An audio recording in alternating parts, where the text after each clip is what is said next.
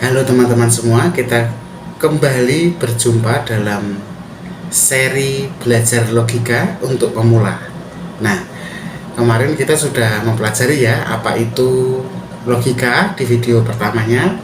Di video keduanya kita sudah belajar tentang sejarahnya, perkembangan logika dari zaman ke zaman.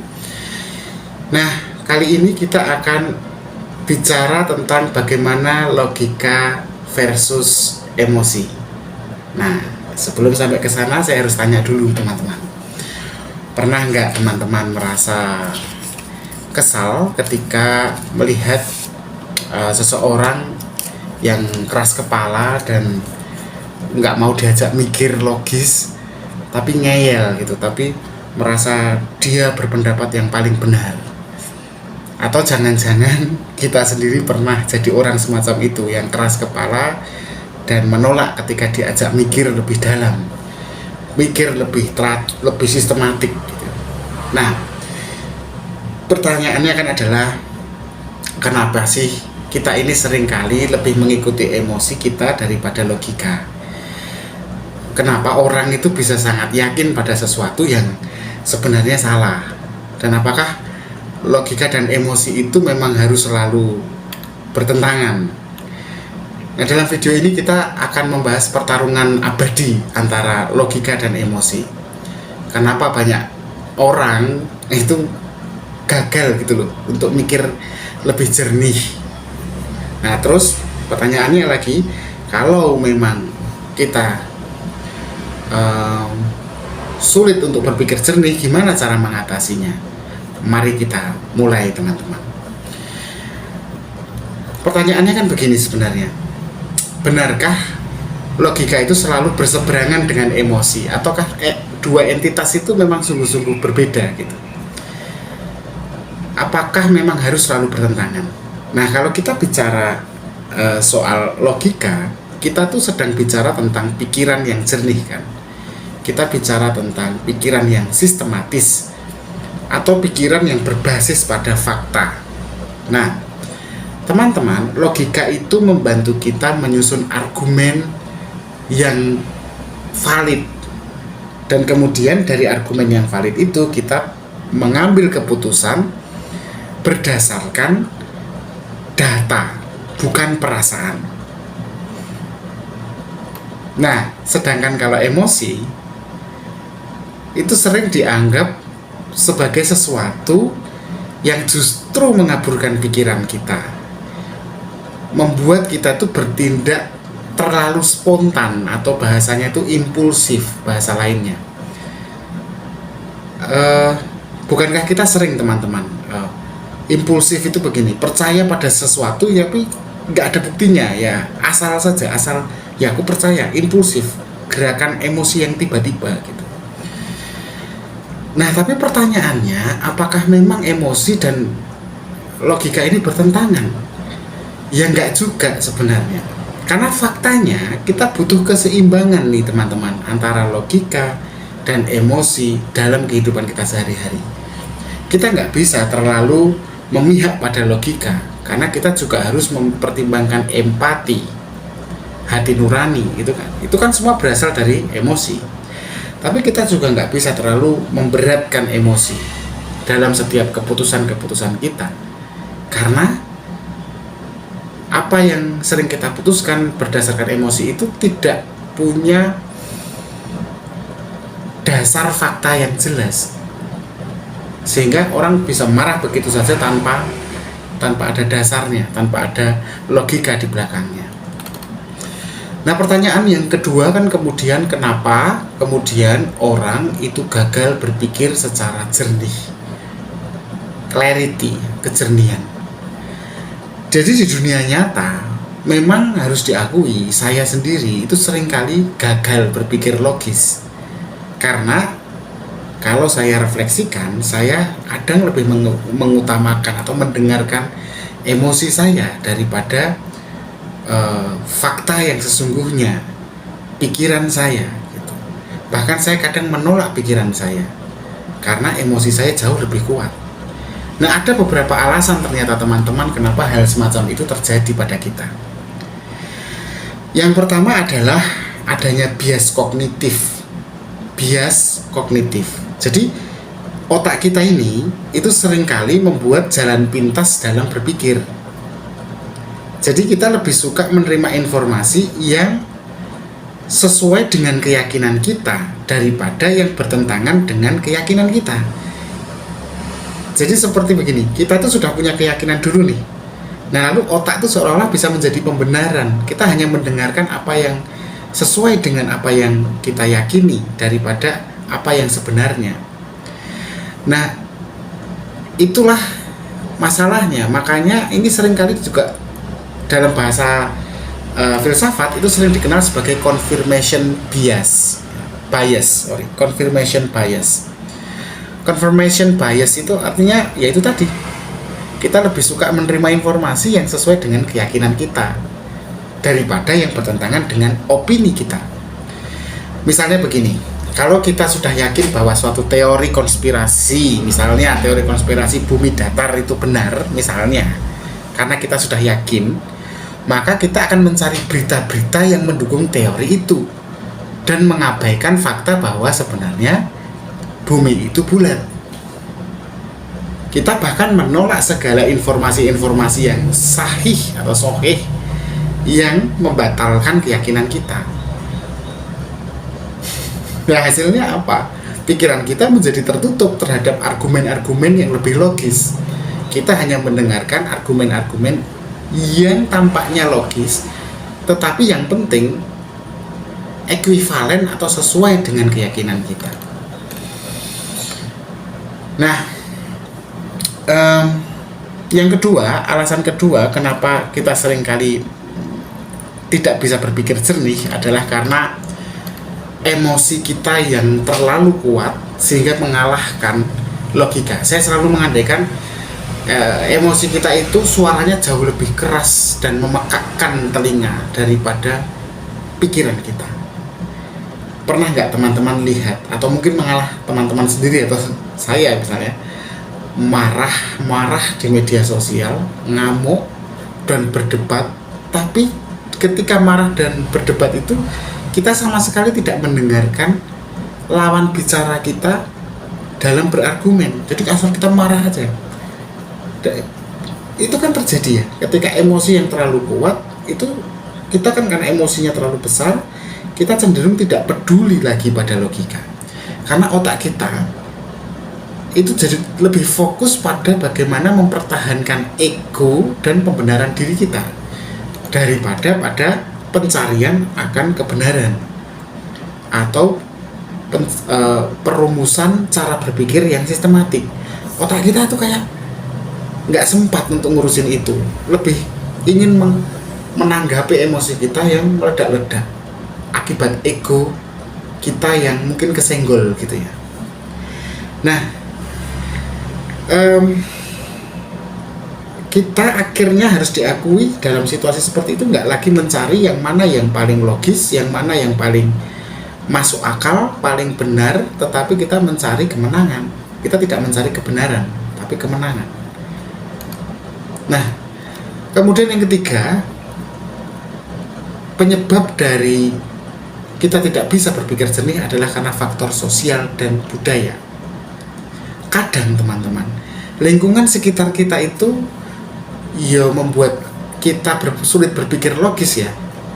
Coba bayangkan kalau semua orang di sekitar kita itu percaya akan sesuatu, katakanlah percaya akan itu di tempat itu ada hantu yang menakutkan di bawah pohon itu.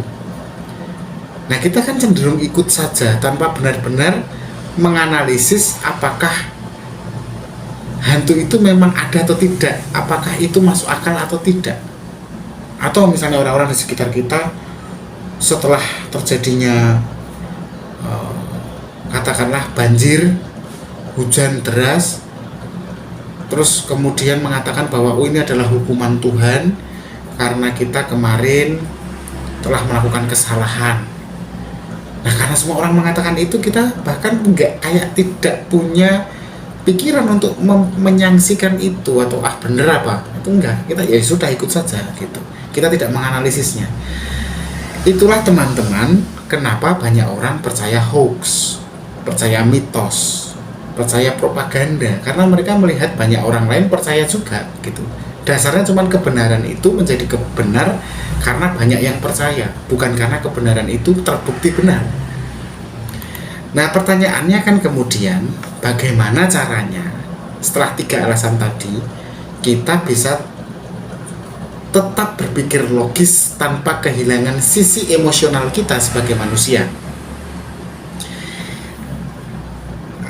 Jadi kan kita juga nggak ingin ya menyingkirkan emosi kita gitu ya. Emosi tetap kita butuhkan ya dalam setiap keputusan, karena emosi itu melengkapi logika kita sebenarnya.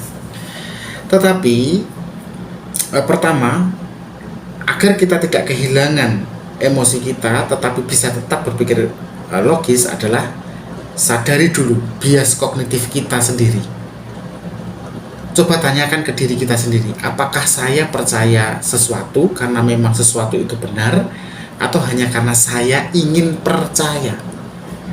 Itu beda loh ya teman-teman, antara sesuatu itu benar setelah kita temukan benar, atau sesuatu itu benar karena kita yakini atau kita ingin meyakininya sebagai benar. Misalnya kalau kita baca berita, kita sebaiknya jangan langsung setelah baca berita langsung percaya. Cek dulu sumbernya, dari mana berita ini berasal, siapa yang berkata, dan bagaimana dia bisa mengatakan itu, apa datanya, apa buktinya, apa faktanya. Kemudian setelah itu bandingkan berita itu dengan berita lain, berita yang sama dari sumber-sumber yang lain. Kalau sudah kita mulai bisa melihat nih, dan itu nggak cukup satu teman-teman, harus banyak. Karena kalau satu bisa jadi kan sekarang satu propaganda, satu orang membuat 5 media berita. Ya sudah, 5 media berita itu kalau kita bandingkan ya semuanya sama wong yang buat satu orang. Itu pertama ya, saya ulangi, yang pertama adalah sadari dulu bias kognitif kita sendiri. Jangan-jangan kita ada bias nih. Caranya cek selalu. Apakah saya ini memang percaya karena itu benar atau karena saya ingin percaya. Kemudian kedua, latih diri kita untuk berpikir kritis. Itulah kenapa dalam setiap video saya selalu mengajak teman-teman berpikir kritis. Nah, hal itu bisa kita lakukan dengan cara berpikir kritis itu tadi. Kita cobalah membaca lebih banyak teman-teman. Kalau teman-teman malas baca, itu bikin teman-teman ya hanya taunya segitu gitu. Maka banyaklah baca, bahkan membaca hal-hal yang mungkin teman-teman tidak sukai atau tidak setuju. Bacalah, pahamilah. Kemudian berdiskusilah dengan orang yang bukan hanya yang sepandangannya sama dengan teman-teman, tapi yang opininya mungkin berbeda dari teman-teman. Karena itu akan membantu teman-teman untuk mendapatkan wawasan dari perspektif yang berbeda.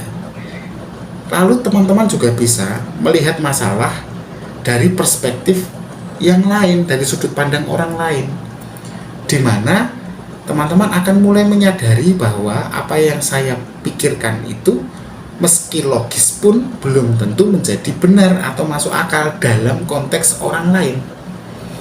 Maka dari situ kita lebih holistik nih gitu. Logika itu kan pada dasarnya adalah sistem berpikir yang tidak universal juga loh, karena setiap orang punya sistem berpikir yang berbeda dalam melihat satu kebenaran. Metodenya berbeda ya, ada yang menggunakan silogisme murni, ada yang menggunakan logika saintifik ya kan, itu berbeda ya, berbeda. Apa yang logis dalam konteks silogisme belum tentu logis ketika dalam dalam pemikiran empiris misalnya. Nah, semakin sering kita melatih cara kita berpikir, semakin kecil teman-teman kemungkinan kita terjebak dalam logical fallacy atau kesalahan berpikir, kesesatan berpikir. Oke ya, itu tadi yang kedua. Sekarang kita masuk ke yang ketiga. Yang ketiga adalah cobalah untuk mengelola emosi sebelum kita masuk ke dalam satu perdebatan. Pastikan supaya kita jangan emosi. atau tidak dalam kondisi emosi ketika kita sedang akan merespon atau berargumen kepada orang lain. Karena ketika kita berargumen dengan orang lain dalam situasi yang emosi, percayalah, suara yang Anda keluarkan itu suara dari emosi Anda, bukan suara dari otak Anda. Maka ambil waktu sebentar, tarik napas, pikirkan dulu secara rasional apa yang akan Anda ungkapkan sebelum Anda bicara. Ingat, orang yang paling tenang dalam perdebatan seringkali adalah orang yang paling logis. Jadi dalam perdebatan itu kebenaran tidak ditentukan dari volume suara. Maksudnya, kita kan sering tuh orang yang suaranya keras itu seolah itu yang jadi yang paling benar. Enggak. Yang penting kontennya, bukan volumenya atau caranya orang berargumen. Menarik kelihatannya argumennya, tapi itu bukanlah tolak ukur dari logis atau tidak logis. Itu cuman cara penyampaiannya, delivery-nya. Ingat itu, ketenangan itu akan membantu teman-teman untuk berpikir jernih. Nah, jadi teman-teman, logika dan emosi itu bukan dua hal yang saling bermusuhan. Malah keduanya itu harus bekerja sama, berkolaborasi. Logika membantu kita berpikir jernih, sedangkan emosi memberi kita motivasi dan empati dalam mengambil keputusan. Karena kalau nggak ada emosi, kita hanya jadi robot yang berpikir logis tapi nggak ada perasaannya. Tapi juga kalau terlalu banyak emosi, kita juga kan nggak mau ya jadi manusia yang hanya sumbu pendek, mengikuti emosi tanpa berpikir terlebih dahulu. Nah, nanti di video selanjutnya kita akan membahas kembali tentang logika, tetapi lebih pada tentang kesalahan logika yang sering kali kita lakukan, sehingga kita tidak melakukannya lagi di video selanjutnya. Jadi jangan sampai ketinggalan. Kalau teman-teman senang atau merasa terbantu dengan video ini, like, subscribe, dan nyalakan loncengnya ya. Terima kasih, tetap berpikir kritis.